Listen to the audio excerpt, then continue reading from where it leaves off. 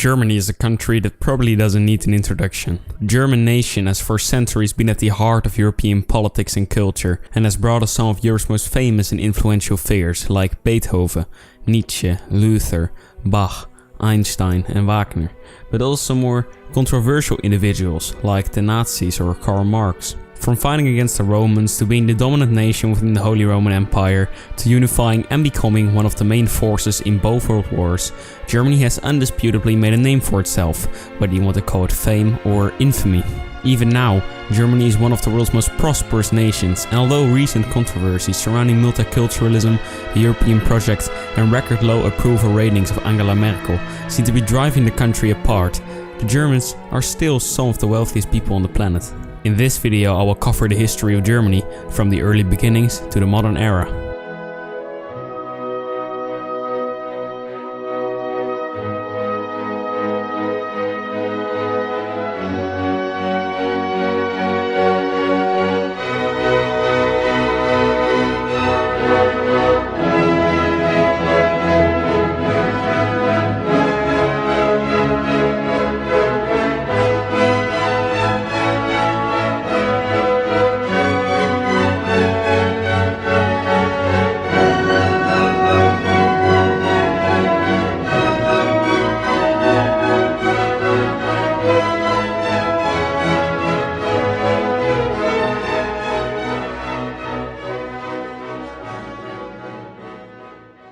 We don't know much about the early history of the Germans, or any Germanic peoples for that matter.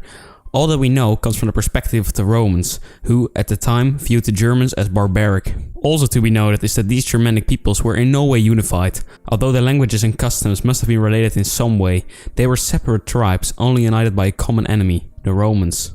One such moment where different Germanic tribes united against the Roman Empire was in 9 AD, when the Cherusci, Marsi, Chatti, Bructeri, Chauci and Sicambri beat the Romans decisively at the Teutoburg forest. This resulted in the Romans halting their attempt to conquer the Germanic lands east of the Rhine River, which they refer to as Magna Germania. This created a split between the Germanic peoples west of the Rhine River and east of it. One example of this is the Germanic people west of the Rhine gradually became Christian from the reign of Constantine I onwards, whilst the Germanic people in the east remained mostly pagan until much later. In the 4th century, the Huns invaded the non-Roman part of the Germanic lands, which launched what is now known as the Migration Period, where up to 750,000 people from several tribes, of which many Germanic, started invading and settling lands all over the Roman Empire. This would eventually lead to the fall of Rome in 476. One of these, the Franks, would eventually conquer most of Gaul in the west under Clovis I. Clovis was also the first Frankish leader to be baptized as a Roman Catholic, rather than a Germanic pagan. From his reign onwards, Christian missionaries would travel all over the Germanic lands, attempting to convert the still largely pagan population, while the Frankish kingdom also expanded into Burgundy and Swabia. In 768, a certain somebody called Charles became the king of the Franks, and during his reign, he greatly expanded the range of the Frankish Empire. For the first time, all West Germanic people were united within one empire. This man was called Charlemagne, or Charles the Great. This empire wouldn't last for very long though.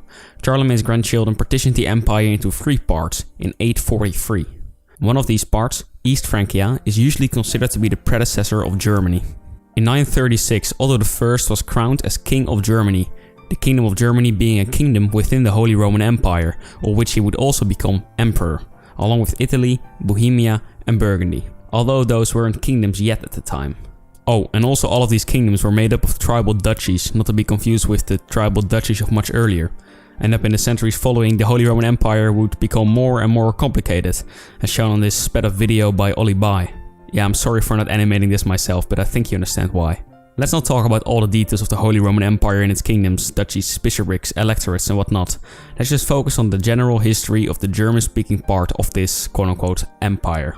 During the age of the Crusades, German religious orders were established, most famously of which being the Teutonic Order, which still exists to this day, although it has kind of lost its purpose after fulfilling the goal of Christianizing the Baltics. The Teutonic Knights also kickstarted the German eastward expansion, also known as Ostsiedlung.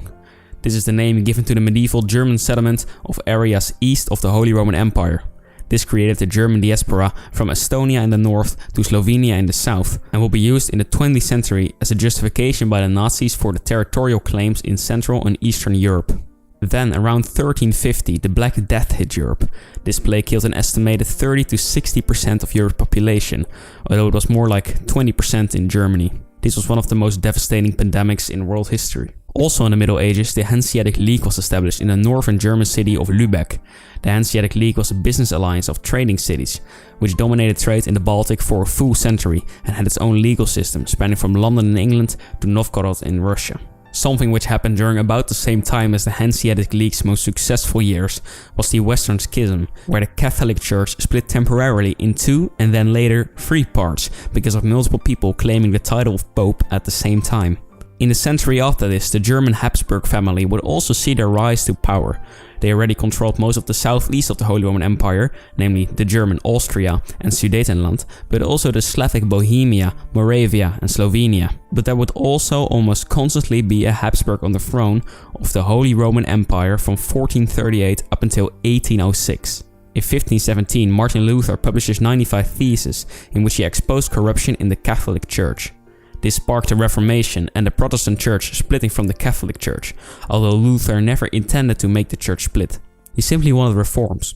Luther also translated the Bible to German so regular people would be able to read it, all while being officially outlawed at the Diet of Worms. Also in 1524, the German Peasants' War broke out, which was partly sparked by the Reformation. At least 100,000 rebelling peasants were slaughtered by the elite. Then in 1608 the Protestant Union was formed, and 1 year later the Catholic League was also created. These two would eventually fall into civil war, which would later grow to be the 30 Years' War after further escalation. This is a complicated war, and I would suggest you watch a video specifically focused on this one topic. But all you need to know is that it originally started as a religious civil war inside the Holy Roman Empire, but quickly escalated into becoming a continent-wide and more political than religious war. During this war, the population of the Holy Roman Empire dropped from 16 to 10 million people, with most casualties being in the German and Bohemian lands of the empire. It would take many years for the German people to recover. After the 30 Years' War, and also before that, the German nation had become a center of culture and science. The translation of the Bible by Luther had helped the standardization of the German language greatly, and astronomers Copernicus and Kepler became some of the most influential figures during the scientific revolution that existed in Europe during the 17th century. Then, during the 18th century, the Enlightenment started to spread around Europe, and Germany was far from unaffected by this. German writers like Christian Wolff put German on the map as the philosophic language of the modern era. Prussia became increasingly politically enlightened, and the German nation produced composers like Bach, Haydn, Mozart and Beethoven. I know Mozart is Austrian, but during the 18th century Austria was still seen as undisputably German. During this time the German nation was still split up into multiple parts, and Austria would only become the only one to not become part of Germany after German unification, and would only really become seen as its own nation after the fall of the Austro-Hungarian Empire. Then, west of Germany, the French Revolution happened, which would eventually lead to the rise of Napoleon, who quickly tried to conquer Europe and originally succeeded in doing so, until the famous field invasion of Russia in the winter of 1812, which led to his first defeat. His second defeat being at Waterloo, after famously escaping the island of Elba and having a second go at conquering Europe. After the Congress of Vienna, the Holy Roman Empire was disbanded, and the internal borders were greatly simplified. All German-speaking parts of the former empire were made part of the German Confederation, which didn't always exactly match up with country borders. For example, Prussia and Austria were both not fully inside the German Confederation, and the Confederation also owned the Limburg and Luxembourg parts of the Netherlands. During the 19th century, the population of Germany increased greatly, from 21 million to 34 million in only 50 years. This coincided with the rapid industrialization in most German states, but mostly in Prussia and its sphere of influence. This rapid industrialization would greatly help the process of unification into one German state, which would later happen. If you're interested as to why it was Prussia that unified Germany and not Austria, I would recommend this video by Brain for Breakfast. Then, a national uprising in 1848, and even more of a rise in nationalism in the 2 decades following, would lead to the formation of a federal state called the North German Confederation, under the leadership of Prussia.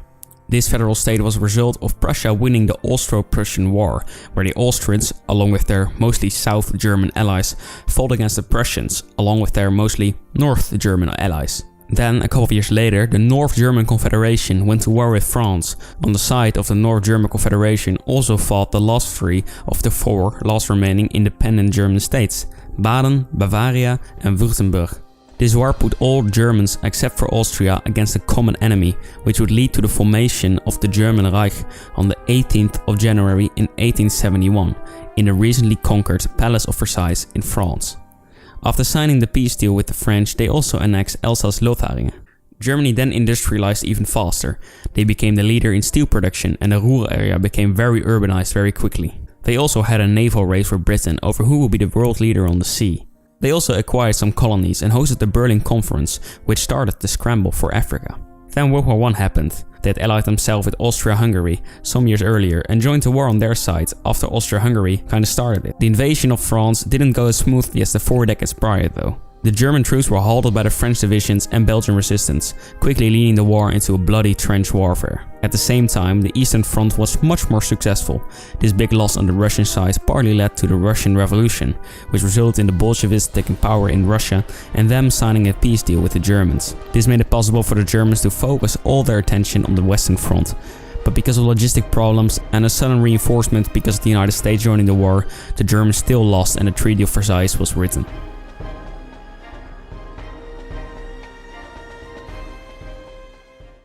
This treaty was horrendous for Germany. They had to give up much of their territory to France, Belgium, Denmark, Lithuania and Poland, and also pay huge sums of money to the Allies, most notably the French. They also had huge restrictions on how big the army was allowed to be. Germany became a republic and was absolutely devastated by the peace terms dictated to them by the French. This, combined with hyperinflation and a great economic depression, was a perfect recipe for political unrest. Something both the communists and fascists really wanted to use to get to power. Turns out, the fascists managed to win just slightly more souls. We all know what happened during World War II. After 12 years of Nazi rule and millions of deaths all around the globe because of war and genocide, Germany was absolutely devastated for the second time. Its beautiful cities in ruin, its population greatly reduced, and no one having any idea what the future would hold. Some people wanted to remove the German nation from the face of the earth completely in a Holocaust-like way. Others wanted it to be partitioned into many small parts again, so it could never become as powerful again. In reality, it did partition, just not into many parts. Only 4, actually. A Soviet, American, British and French sphere of influence, which would later become the German Democratic Republic and the Federal Republic of Germany, also known as East and West Germany. While East Germany went from being a fascist dictatorship to becoming a communist dictatorship, West Germany enjoyed great growth and growing freedom in the years from 1945 onwards. The economy started booming and Germany became one of the most prosperous nations in the world. This is known as the Wirtschaftswunder, or in English, economic miracle. Skipping over some Cold War history, Germany became unified again in 1990, coinciding with the end of communism and the Cold War. Then in 2005, Merkel became the Chancellor of Germany and has been in that position ever since. She is now often seen as the de facto leader of the European Union and is often credited with all the blame caused by the disaster that is the European migrant crisis. Germany is now in an important moment in its history. More people are standing up for the national identity and turning against Merkel and the mass immigration that has made Germans minorities in their major cities. A counter-movement is on the rise and Merkel is seeing record low approval ratings. This is especially important because Germany is at the heart of the European project, and if a Eurosceptic party rises to power in Germany, the entire project is at risk, which is either a fantastic or a terrible thing depending on your views on the EU. Only the future will tell what is about to happen to Germany and whether they want to keep their national identity or continue to become an increasingly multicultural country without an identity of its own.